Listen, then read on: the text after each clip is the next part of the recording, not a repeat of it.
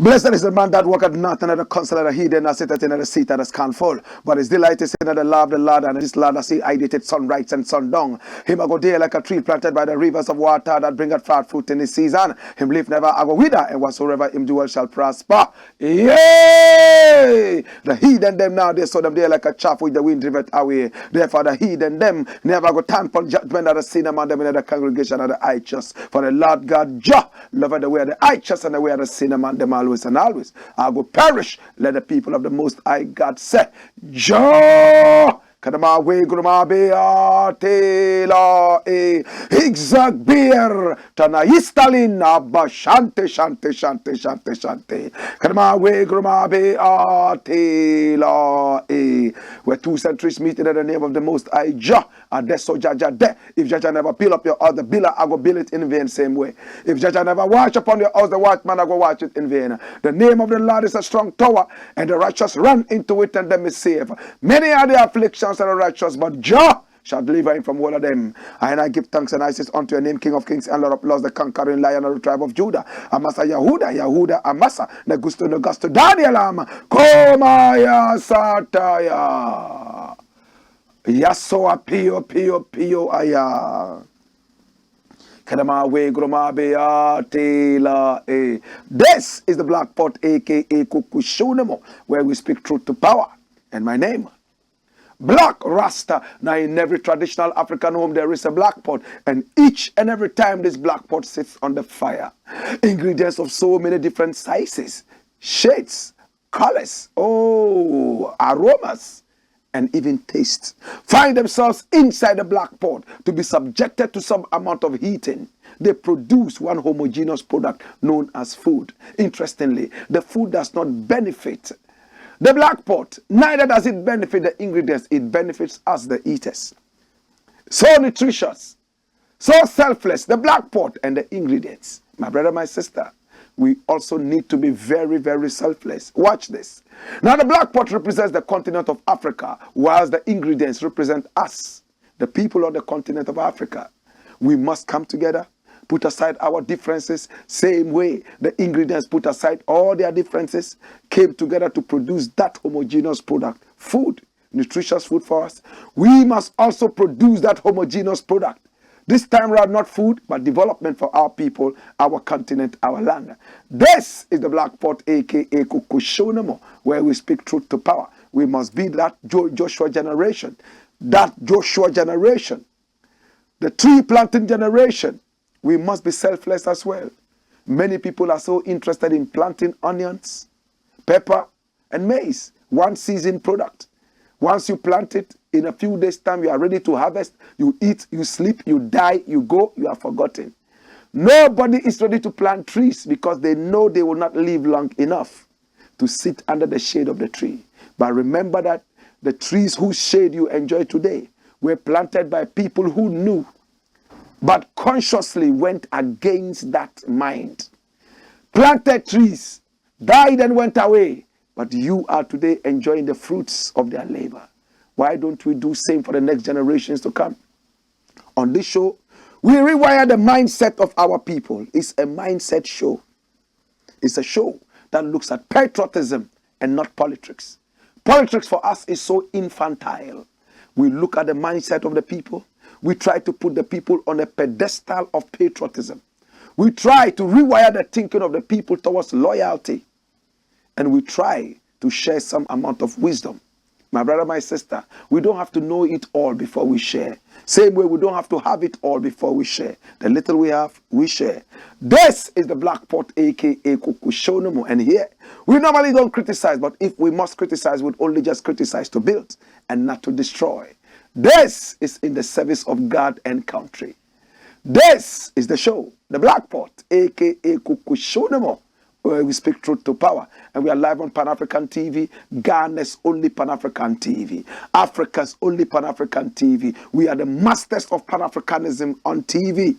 Via the power of satellite, we are seen all over the continent of Africa and beyond. Hey, here we are also on Loud Silence TV. Oh gosh, we are also live on Ghana Web TV, live on Black Empire TV. So you see, one show on so many different networks.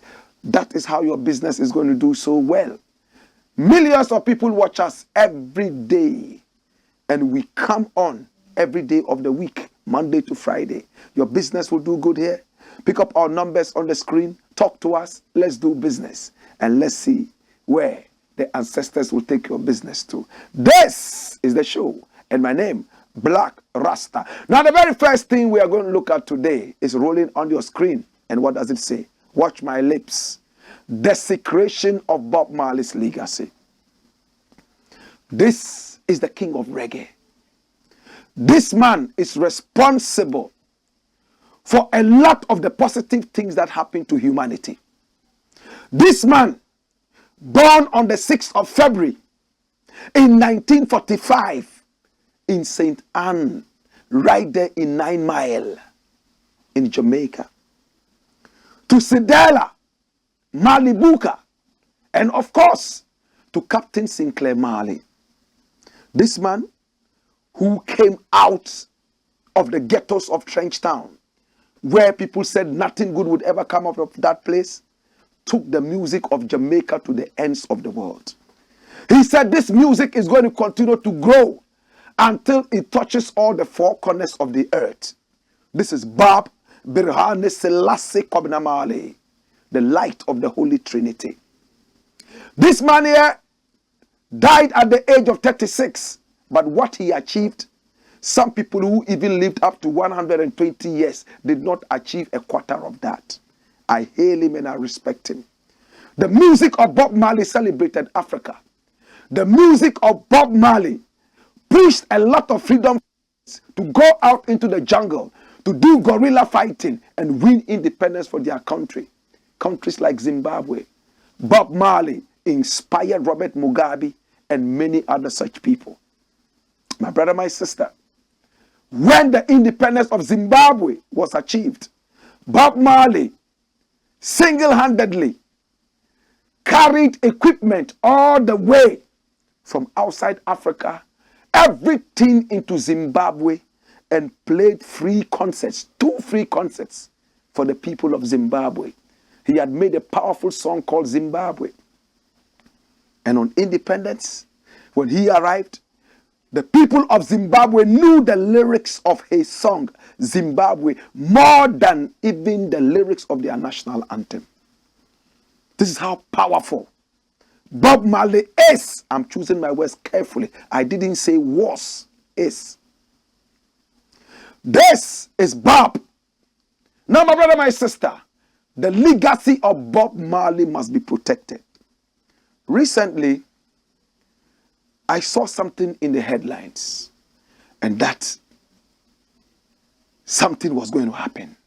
What was it? Come here, let's look at it. Watch this. It says what? Sarko there to feature Bob Marley's Stir It Up remix.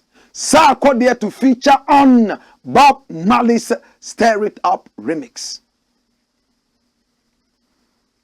Sarko there to feature on Bob Marley's Stir It Up remix.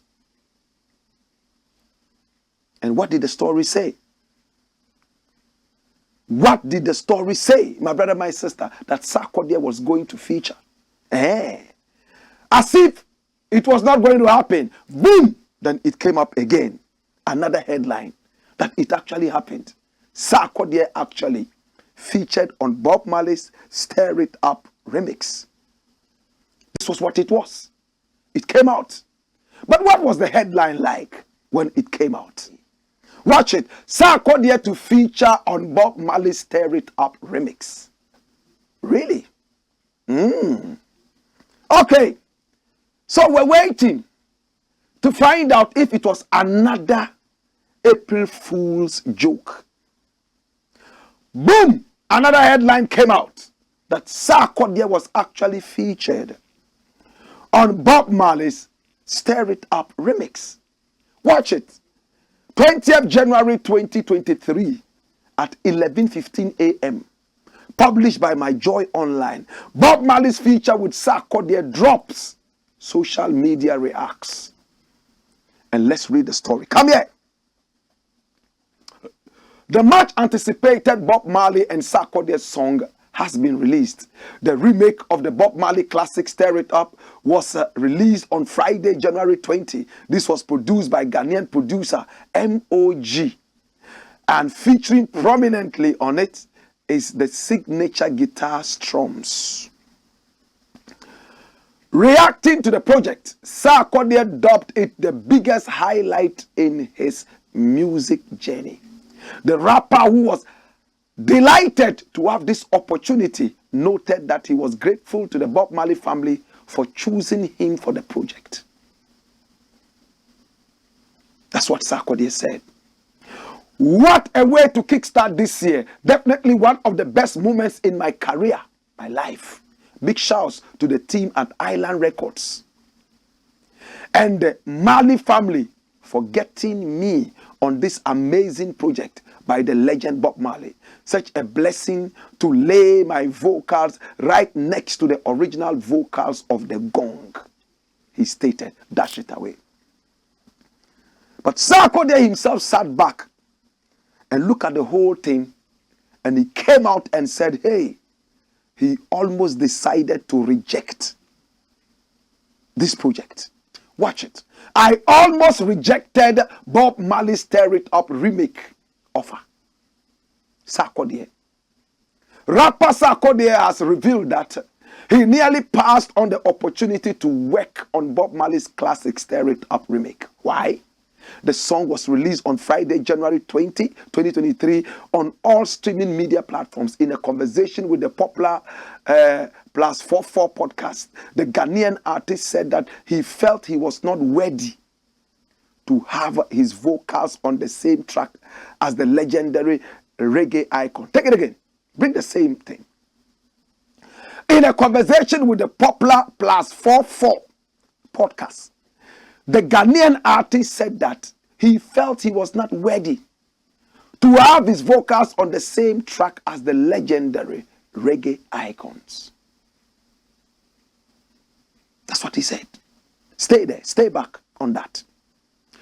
In a conversation with the popular Plus 44 podcast, the Ghanaian artist said that he felt he was not ready to have his vocals on the same track as the legendary reggae icons. Dash it away. My brother, my sister, this is a desecration of Bob Marley's legacy. How dare you? If the Bob Marley family has no respect for their own icon Bob Marley, we, the people of the world, who Bob Marley touched so spiritually and positively, will rise against this nonsense. How dare you? What's wrong with you? Island Records, are you okay? Do you know what it means to say legendary? When Bob Marley was alive, there was no day he featured anybody on the vocals with him. Listen to all Bob Marley's music. From when he became a solo artist and when he sang his lyrics out, he never featured anybody. It didn't matter how big you were or small you are. This is a total desecration. It's a shame. Do you know your father? Do you know the legendary Bob Marley? Are you okay? Listen. In a Bob Marley interview, you know what he said? You know what he said? If you love me music, you can't love Barry White. And if you love Barry White music, you can't love me music. You want to hear it again? Come here! If you love me music, you can't love Barry White music. And if you love Barry White music, you can't love me music. Barry White was in a different world. He was a very solid artist, legendary in his own aspect. Bob Marley saw himself in another world. And he made it clear that if you love Barry White's music, find me a photograph of Barry White. If you love Barry White music, you can't love my music. And if you love Barry White's music, you can't love my music. Same way, if you love my music, you can't love Barry White music. That's what Bob Marley said. What Bob Marley said was spiritual, it was cultural, and at the same time, in fact, it went beyond the common man's understanding. He never featured Barry White. Bob Marley met with a lot of other artists. Bob Marley met Michael Jackson. Michael Jackson was beginning to become big, and he was growing into a superstar. They never collaborated. This is Barry White. Bob Marley said, if you love this man's music, you can't love his music. And if you love his music, I mean Bob Marley's music, you can't love this man's music. He didn't hate Barry White, but he saw his music as spiritually protected. It didn't have to go beyond some barriers. When Bob Marley was with us, walking with us here alive, he was very careful about who he put on his sound. I remember Bob Marley went to record in England, and he wanted a certain kind of guitar playing on the record. The guitarist felt that it was noisy, and he did not want to dilute the reggae, and he went outside. The story says Bob Marley went after him, almost punching him and telling him that I said I want this on my music. Come! And he came and played it. Listen to Bob Marley's recordings in England. You would hear that kind of guitar, rock guitar. The first time we heard that in reggae. Bob Marley knew what he wanted. He was not short of collaborators for his album. Today, if Bob Marley would protect his music so spiritually, live with us for 36 years, leave us and go into eternity, and the family that seems to lack common sense or does not respect Bob Marley, the Island Records that has no common sense and does not respect the legacy of this great man, and decided that they will put any other artist on it. It doesn't matter if it is Sarkodie, or matter if it is the Bunch, or Blakk Rasta, or Buju Banton. Bob Marley has finished his work. He's giving it out. Anybody who wants to do a Bob Marley music should start it from the scratch and end it without Bob Marley's voice on it. Singing. Because of technology. Now people can fool about. Ask yourself, would Bob Marley have liked this kind of collaboration? In his days, he had the opportunity to put bigger artists, more legendary artists on his music. But he didn't do it. Today you come and desecrate the grave of Bob Marley and put artists on. Sarkodie felt it right in his spirit. He didn't deserve at all to be on a record that a legend had finished, died and left. Then you will put somebody on it. Remember, it's not because it's Sarkodie. It doesn't matter even if it was Buju Banton, we would say the same thing. If it was even culture. Listen, the legends of reggae hardly featured anybody outside their domain. Benny Spear, with all these years of doing reggae, come here.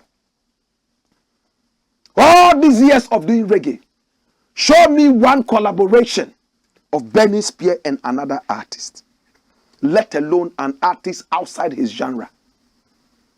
For all these years, Josephine Culture, who lived longer than Bob Marley, I can count the number of collaborations he had. And even with that, they were members of the fraternity of reggae, like Tony Rebel. In those days, Prince Farai, you wait for your father to pass on into eternity. Instead of protecting the legacy, you have started doing remixes, putting people to dilute your father's music. If you have no respect for your father, we have respect for the legend the world gave us. I'm going to give you an example that might not be too good. Look, one of the things that Muslims stand on proudly is the fact that their Quran is undiluted. Today, get up, joke that you are going to translate the Quran. In those days, they were not even allowing translations because they know that translations water down the real meaning of the original. True? So Muslims protected it. Today, if you are a Muslim and you go to pray to Allah, you are supposed to recite all the Quranic verses that you want to use for your prayer in the original Arabic language. You can't go and stand there and start translating it into English. Oh, Father, I love you, God. As I stand here, they will chase you out of Nima, chase your father, chase your mother, chase your grandmother. Make sure that they take you to Jahannama. That is how you protect. What does the Bible say? Add nothing and take out nothing. Bob Marley is the epitome of spirituality when it comes to Rasta. We love him for his mistakes. We love him for his spirituality. Look what Jah used Bob Marley to achieve. We regard it as complete. Don't touch it. If you want to feel a part of the legend, please, you can make a remix from beginning to the end. Do not take Bob Marley's voice, singing, and then put your voice on it. No, sir. You are destroying the legacy of the king. And if you do this, I tell you, you are watering down the thing. If the family didn't know this, we have spoken and we have said it. Those of you who have been asking me, what do you think about Sarkodie's remix? I have not even listened to it. I don't want to listen to it. And it's not because it's Sarkodie. It could be Samini. It could be me, myself. It could be who, and who. I will not listen to it. What is this? Technology has come, so any Tom, Dick, and Harry can misbehave. Today, let them say they are going to do a biopic of Muhammad. Let Hollywood come out and say there's going to be a biopic of Prophet Muhammad. The world will come to an end. Anytime you hear behind you, Allahu Akbar, hey, you are running. Because some people are coming to slaughter you. True? That's what they have done to protect their legacy. There are some things that are untouchable. Don't touch them. Technology has come, but don't use technology to disrespect the voices of the legend. I leave it here. Dash it up and come here. Come here. Next thing.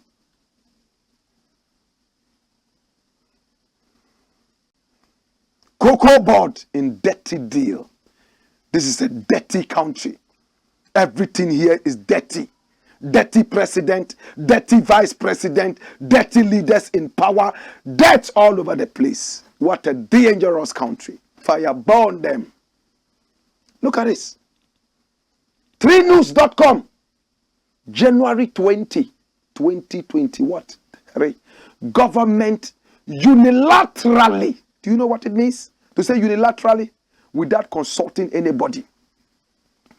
Government unilaterally. It means government without consulting anybody rolls out matured cocoa bills. If you are not careful, you might say cocoa beans. Because you are used to hearing cocoa beans. But this is cocoa bills. Come here!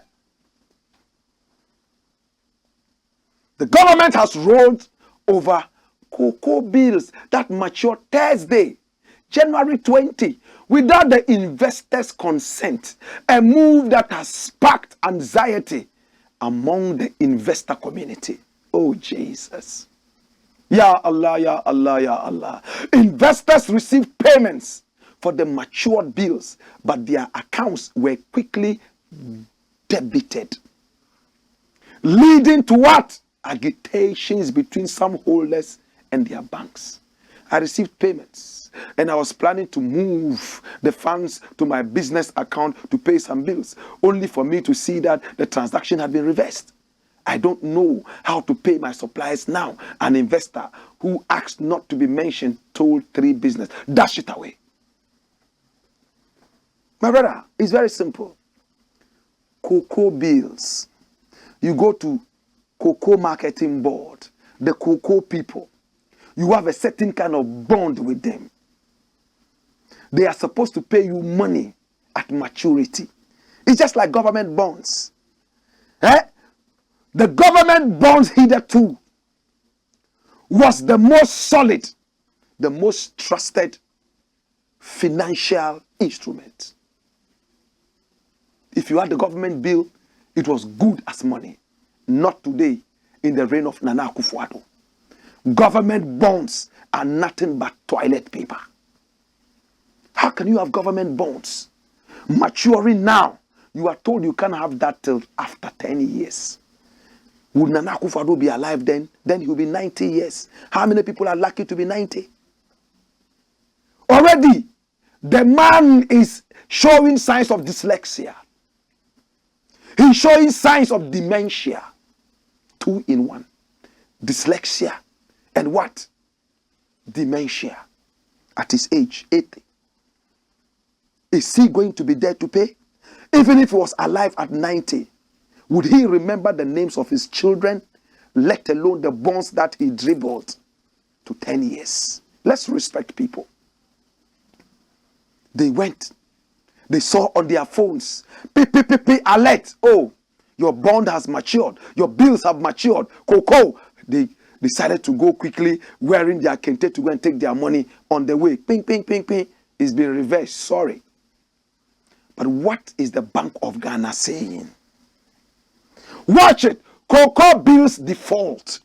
Bank of Ghana, Cocoa Board agreed to allow banks to use Cocoa Board's deposits to pay retail customers. Retail customers. 3 days after this terrible thing happened, the Bank of Ghana, Ghana Cocoa Board, and the commercial banks have agreed to allow banks to use Cocoa Board's deposits, placements at the banks to cater for retail customers who may not want a rollover of their cocoa bills. This is coming after the Bank of Ghana initially directed banks not to pay customers their maturing cocoa bills investments, following cash flow challenges facing Cocoa Board. Did you hear that? Hey, a government institution has run out of funds. NAM1 is better than you. NAM1 is better than Nana Akufo-Addo. Hey, NAM1, they chased him and used political jingoisms to break him down. They were so jealous of NAM1, they used demonic jingoisms. Asked Ghanaians in panic and fear to run and go and take their money. They crippled the guy down. But NAM1 is still alive. At least he's able to eat and drink. Now Ghanaians would understand what happened to NAM1. What happened to NAM1? A quarter of it has not even happened to this nation. And already, look at how much disrespectful behavior they are unleashing on you. My money is ready. I'm going to take my money. On the way, I'm told that, hey, wait, 10 years later. Hey, my money, I'm going to take my money. People are dying. Underlining health problems, diabetes. Some have stroke. In fact, when it's time to pay, go to the bank, you will see all sorts of people. Some are holding sticks and they are walking like the grandchildren of tortoises. Small, small. Some of them, one eye is gone. Another person, you don't have sympathy, or better still, you don't empathize these people. You cut it down, say they should go home and die. If anybody should die in this case, Nana Akufo-Addo should die. If anybody should die in this case, Nana Akufo-Addo should die. You were the one we gave our lives to. We trusted that you'd be able to do it. When you were faltering, we asked you to step down. You said no, you will do it. So if anybody's life must be sacrificed right about, it should be your life if you're a good leader. If a plane is going to crash, a good pilot will be the last person to come out of the plane. If the SOS message is even heard and the rescue team comes, he will stay in the plane and wait until the last person gets out of it. But in this case, Nana Addo is the first man to jump out. The Akano.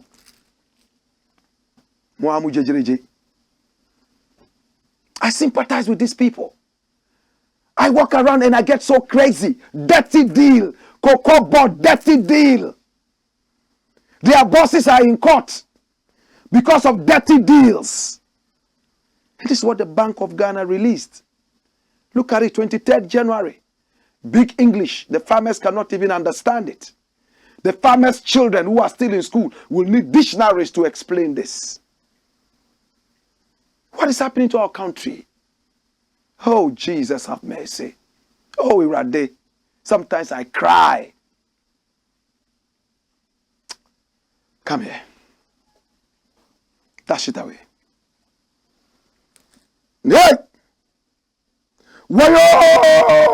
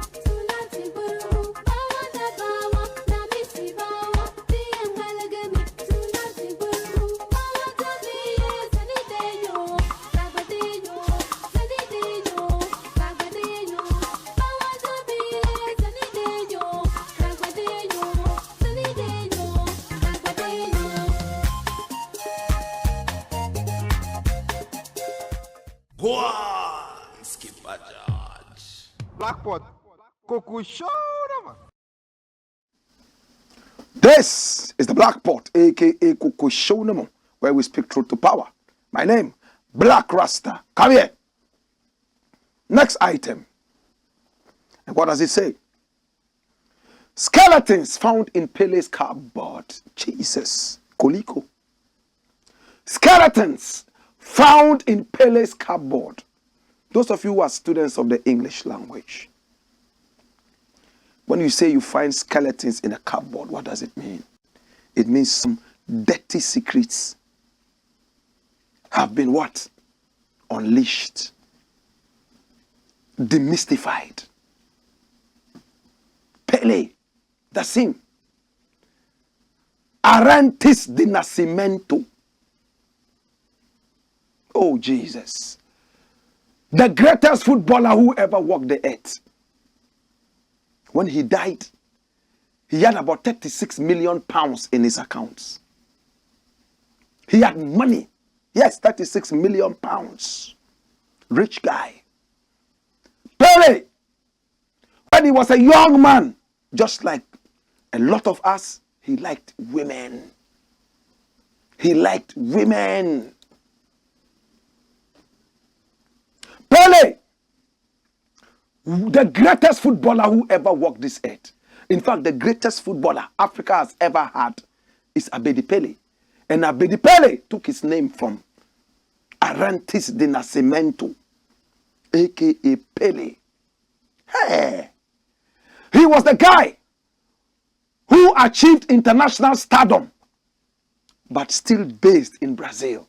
The Brazilian said, don't go out and play football internationally. Stay with us and play with us and grow Brazilian football. Today, if the Brazilians are the best footballers on earth, it's because of that decision Pele took to stay in his country and nurse and mentor the rest of us.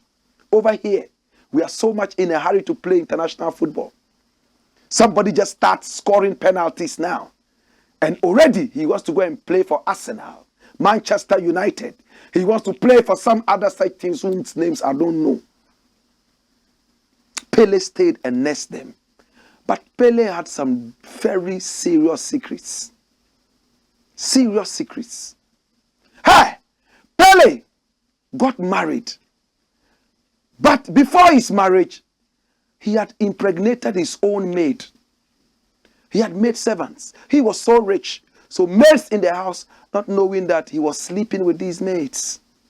Bam! One of them got pregnant and approached Pele. Pele, I think that I'm going to have your baby. So what? Get out of here. It's not me. She ran into oblivion, stayed wherever she went, gave birth to this tiny baby, and the baby came out as Sandra Regina Machando. That's it. Pele refused that it was not him. Pele said, me? No, maid servant, never. Get out of here. She wants to spoil my name. You know when she was born? 63. 62 into 63. She had a child. 64. Pele had his first legal child. Legal in quotes. And what happened? Let's look at the full story. Watch this. Pele denied daughter during his lifetime, but still included her in hefty will. Another headline. Bring me another headline. Did you see that headline? Another headline I said. Watch this. The daughters of King Pele. While Sandra fought for her surname, Flavia won the affection. That's another child called Flavia. Another headline. Watch this. Daughter who sued Pele dies of cancer at 42. If you have another headline, drop it. Look at this headline. What does it say? Daughter who sued Pele dies of cancer at 42. Bring me the first headline. Let's go through that and watch something. Open your eyes. Daughter here, daughter there. Pele decided to deny one of them out of all 7 children he had. What was the reason? Watch this. Brazilian superstar Edson Arantes do Nascimento Pele, popularly regarded as the best soccer player to have ever lived, recently passed away, and now new details about his life continue to emerge, this time thanks to his will. Pele always denied being the father of Sandra Regina, even after a DNA test ruling from the court proved that she was indeed his daughter, refusing to acknowledge her still. But now, with his death, his will has been opened and he left his estate to all 7 of his children, including her. Sandra Regina was born in 1964. So that's a correction. 1964. There are some other documents that say otherwise, that she was born in 62. Another one said 60 what? 3. But the most important thing is that she was born around that period before Pele got married. That's the most important thing. Sandra Regina was born in 1964 after her mother, Anicio Machado, had an affair with Pele while she was his cleaner. Did you hear that? She died 17 years ago without knowing that his father would one day consider her as one of his children. That's the most painful part. And we'll go deeper into this. One of Pele's last wishes was to meet Sandra Regina's 2 sons, his grandsons, Gabriel Arantes do Nascimento and Octavio Felinto Neto de Nascimento. Pele got to meet them on December 28, a day before his death. But Gabriel, nevertheless, was grateful for that moment, which was one of his mother's biggest dreams, and explained how he felt when his aunts told them their grandfather wanted to see them. Dash it away. Jesus have mercy. So Sandra Regina, you know what happened? I'll give you the details. Asked her mother, who is my father? Said, it's Pele. But Pele said, I'm not the child. Pele said, I'm not. Pele said, I'm not. Said, you are. Said, I'm not. And they decided to go public to the media. Oh, I am Pele's daughter. Blah, blah, blah, blah. Pele got angry and went to court to stop her from saying that she was his daughter. But she insisted even in court. And the court said, go out there and do the DNA. That was the first time Pele saw his own daughter at the DNA place in Brazil. At first, Pele did not want to do the DNA. He said he would not do it. But the court insisted that you must do it, or else allow the lady to use your name. When they did the DNA, bam! Pele's daughter. And Pele saw her for the first time. So the court allowed her to use Pele's name. So she became known as Sandra Regina do Nascimento. But she got sweet-headed and went to court again and said, my father is rich. He never took care of me. Can I get some monthly stipends from him? Can I get that? Can I get that? And the court said no. Two things angered Pele. Number one, she went out in public announcing that she was the child of Pele. At the time Pele was on top of his career, he felt that that was a kick in the butt. And two, after she won the first court case, she wanted more money. And Pele will tell us that later. Let's look at the second headline. Watch the second headline. Not the second headline.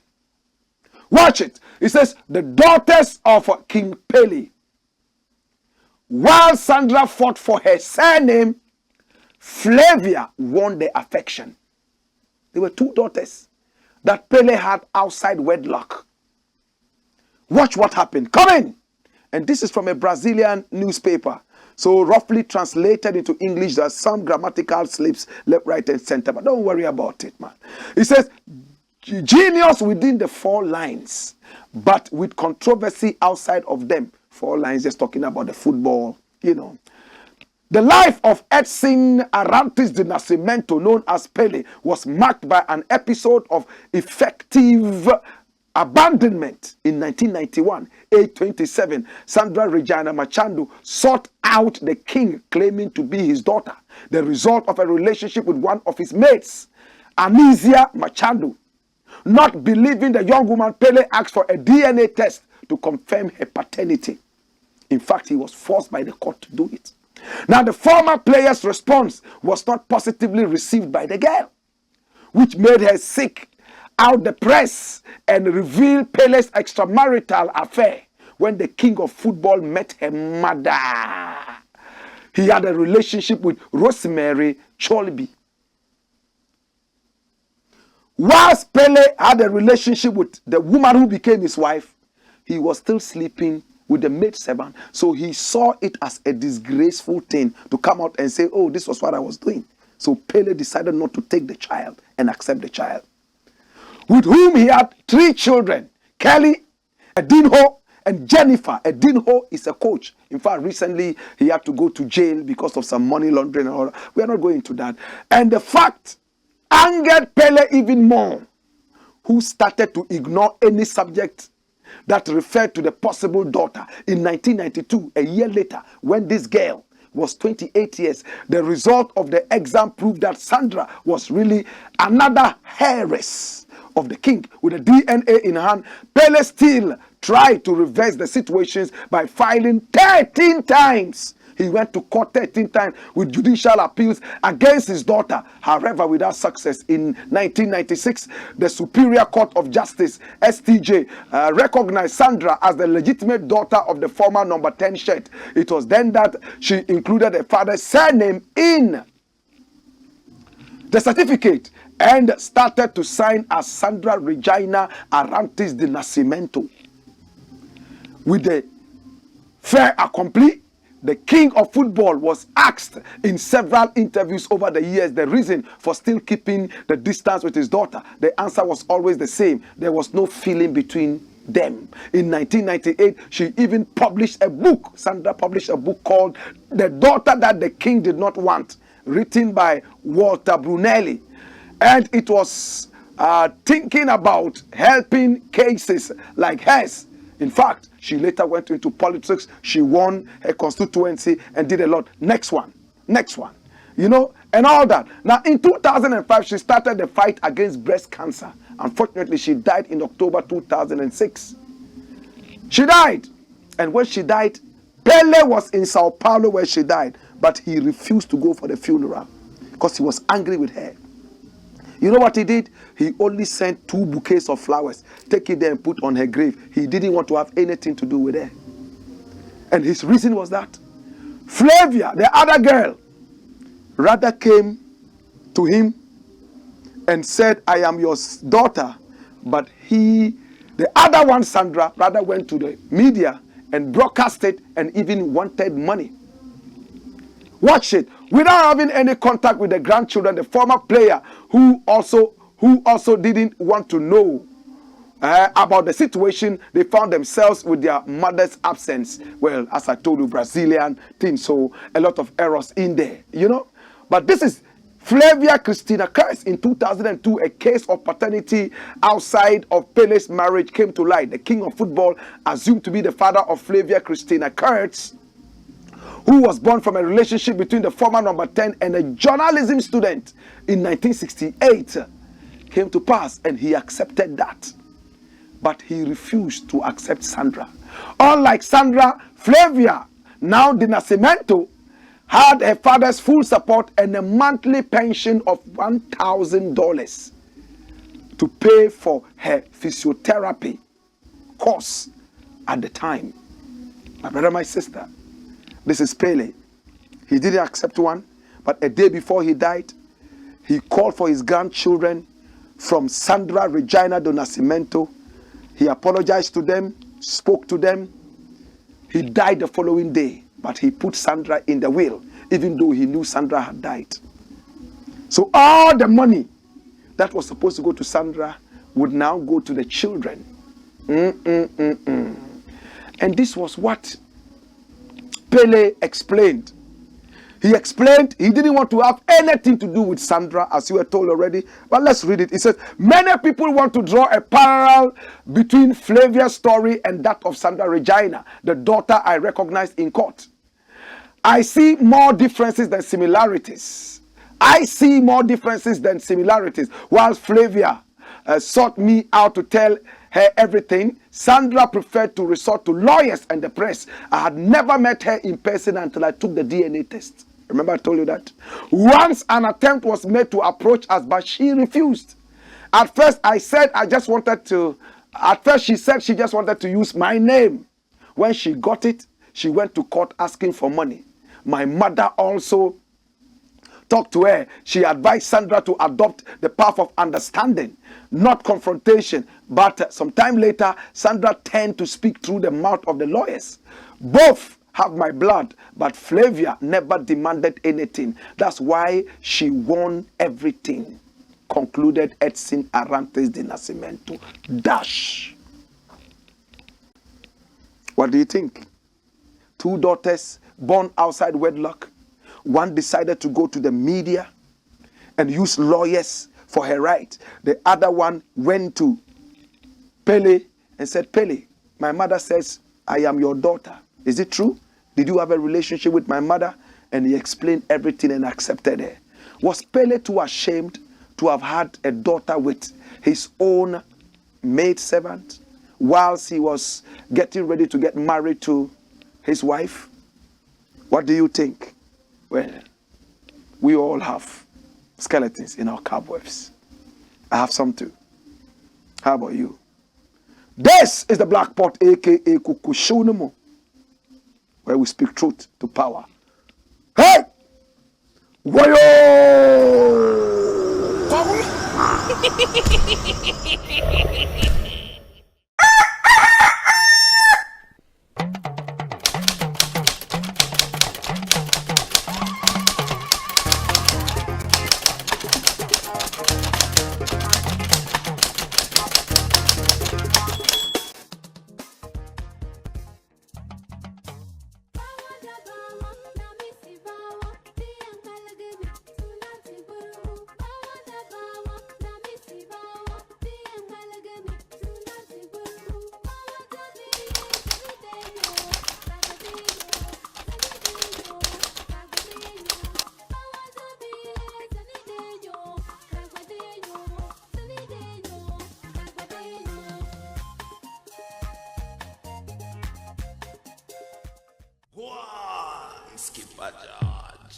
Blackpot.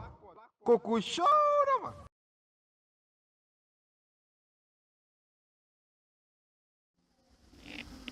This is the Black Pot, aka Kuku Shodomo, where we speak truth to power. Next story. We're going to be brief with this. Come in. What does it say? NALERIGU contractor absconds with state money. That's what the country has become. Thieves. He took 4.5 million Ghana cedis for COVID-19 when people were dying to build a certain structure for victims to be sent in there for treatment. Yeah, good. Roll the story. Contractor abandoned work after taking 4.5 million for COVID-19 treatment center in NALERIGU. Come here. Look at this. And this from the Auditor General. The Auditor General, I love him. He's covered with a number of things. We're going to serialize them. Run the story. The Auditor General has cited Macro Structures Limited for abandoning a COVID-19 isolation and treatment center project in NALERIGU of the Northeast region. According to the audit service, the contractor was awarded the 15 million Ghana City project by government on May 11, 2020 and was charged to complete it in October 2022. He was subsequently paid 4.5 million Ghana cedis, which constitutes 30% of the full amount to commence the designing, construction, and equipping of this center. He was paid this money to commence the designing, construction, and equipping of the center. However, the Auditor General, in his latest report into government's COVID-19 expenditure between March 2020 and June 2022, indicated that Macro Structures Limited, upon starting works in October 2021, undertook civil works up to 10% and abandoned the site in December. Written communications from the Director of the Infrastructure Directorate reveals that the director had made several efforts to get the contractor to the site, but the contractor was unwilling to continue. The absence of the performance bond has contributed to the difficulty in recovering the amount paid to the contractor for non-performance. Parts of the audit report read. Dash it away. So we have a government that is made up of thieves. A lot of people can just take money because the president is suffering from dyslexia, because he's suffering from dementia. He can't remember who the money has gone to.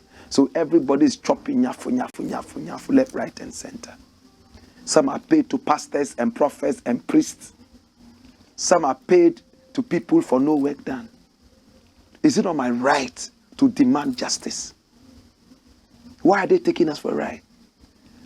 These are jobs for the boys. Party members who gave us money before we came into power. We give them contracts and we get kickbacks, kick fronts, kick sides. Dirty government in power. Dash it away and bring me the next thing. Next. What does it say? Watch this. Kwasi Appiah lied about me. Citizen Kofi. What did he lie about? What's the headline? Is that where the lie is? Kofi AMOAH wanted to reduce my salary. Former Black Stars coach Kwasi Appiah. Dr. Kofi AMOAH's tenure as president of the Ghana Football Association's Normalization Committee was not one of Kwasi Appiah's favorites. When Kwasi Appiah was manager of the Black Stars, AMOAH was the chairman of a committee formed by FIFA and the government in 2018 to oversee football administration. This is the man. They call him Citizen Kofi. He's a powerful Pan-Africanist that I love. Every time he calls me, he's talking about Pan-Africanism. Black Rasta, what can we do together? I am blessed. I have my money. I have things. But it's not about me. It's about Ghana. It's about Africa. It's about the generation. So I took a liking for him. We met once, sat down over, water, and spoke. I love this man.